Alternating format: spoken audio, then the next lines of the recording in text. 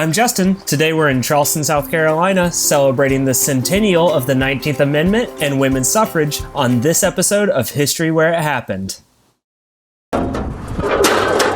You know, voting hasn't always looked like this for everyone in our country. Access to the ballot, or the franchise, sure has changed since our nation's founding. The answers to the questions of who can vote and how have evolved many times throughout our country's history, and fights for equal voting rights continue to this day. But thankfully, America has always had devoted heroes who push for equality. In 1914, Lila Meade Valentine, Virginia's Equal Suffrage League president, went on a speaking tour in South Carolina, making stops in cities like Spartanburg, Columbia, and in Charleston. At least one of these visits, she initially received a very cold and distant reaction from her audience. The men in the state legislature in Columbia apparently started to lean back in their chairs and get ready for a nap when she first started to speak. Luckily, her tact and charm won them over, and they started to pay close attention. Now, if it was 2020, Valentine could have just driven up I-26 to get to each of these cities. So while her route may have looked way different than what we're driving today, she still changed the course of history for South Carolina women forever. South Carolina was fertile soil for the women's suffrage movement. And after each of Valentine's stops in these cities, a new equal suffrage league popped up, including right here in Charleston, where the league met at a former tea room on King Street. Today, if you visit this spot, you can shop for some new clothes while you discuss equal suffrage.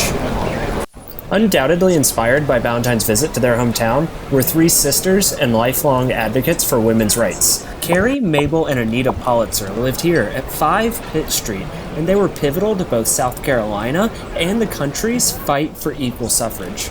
The two elder Politzer sisters, Carrie and Mabel, were both founding members of the Charleston Equal Suffrage League. Carrie used to stand here at King and Broad Streets and pass out pamphlets supporting the movement.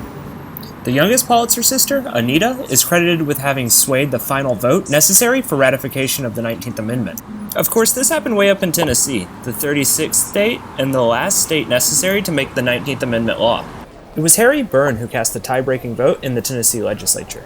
Of course, his vote was uncertain when he entered the chambers that morning, and he was actually wearing a red rose on his jacket, which was a symbol of the anti-suffragists. Byrne attributed his change of heart to a letter that he had received from his mother that he kept in his pocket that day that reminded him to be a good boy.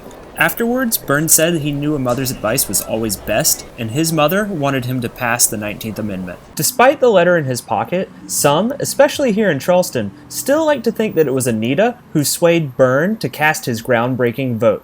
Anita had gone up to eastern Tennessee to lobby Republican lawmakers and push them on the suffrage issue. When she went to visit former Governor Ben Hooper, he said that a little suffragist visited me in my office this morning and made me do everything except jump through a hoop. And if she'd asked, I'd have done that too. Byrne's district was in Anita's lobbying territory, and supposedly when his county chairman called him, Anita was there, and he assured the chairman that he would support suffrage. Now, while the letter in his pocket definitely pushed him away from his red rose and towards ratification, Anita's influence in this situation cannot be doubted. But the Politzers weren't as lucky in their home state. South Carolina rejected the 19th Amendment in January of 1920. And one South Carolina lawmaker reportedly feared that enfranchising women would lead to the death of romance? But thanks to Byrne's vote and Tennessee's ratification later that year, the Susan B. Anthony Amendment became national law. And despite their earlier efforts to become their own independent republic, South Carolina would have to obey and grant women the right to vote. The state did eventually ratify the 19th Amendment almost 40 years later. The eldest Politzer sister was already 87 years old at this time. Evidence of the Politzers' legacies can still be seen all over Charleston today, including at the College of Charleston, where in 1918, 13 women were able to enroll at CFC for the very first time, thanks to Carrie's efforts in fundraising to open facilities for women. Mabel helped open the Charleston County Free Library, although I think hers was a little bit bigger.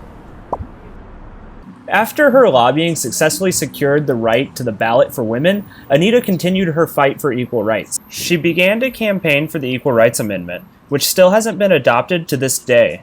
The fight to secure the ERA began again this past winter. Maybe soon, Anita's work will finally be finished.